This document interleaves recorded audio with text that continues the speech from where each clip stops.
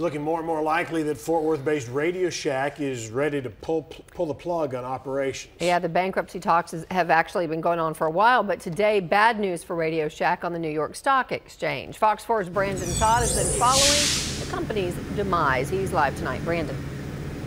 Right, and of course, as everybody knows, this is a staple business here in Fort Worth and has been for years. But today, the New York Stock Exchange stopped listing RadioShack shares and then announced it would suspend trading of the stock immediately. As one customer today said, it's definitely a sad day if this well-known store is truly closing its doors for good. 1, 2, 3.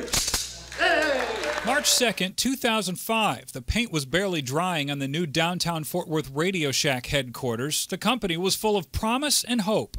10, 15 years from now, it'll take that long, we're going to have something that's going to resemble the San Antonio Riverwalk. Now, 10 years later, there's no Riverwalk. RadioShack has since sold and now leases space in the sprawling campus, and reports are beginning to emerge that bankruptcy may spark a deal with Sprint that would put an end to RadioShack once and for all. Sprint wants to expand.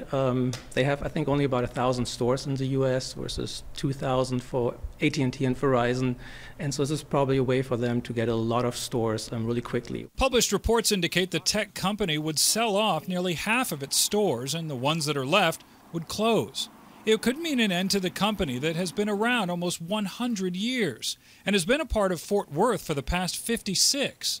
In fact, when we interviewed Dr. Thomas Moeller, he talked to us in the RadioShack computer lab. Everybody who has ever been in a RadioShack in the day when it was just a store that had everything, is going to be a little bit sad about the store going away. It's a store that actually holds sentimental value to some. I grew up in East Texas, and my dad just swore by RadioShack, and we'd always go there, and every Christmas, that was the Christmas list, is the little cars and everything. Everyone knows RadioShack. Like even the babies, they want a game, they want to go to RadioShack to get it. But many feel as though RadioShack has lost its way in the fast-moving, consumer-driven world of tech.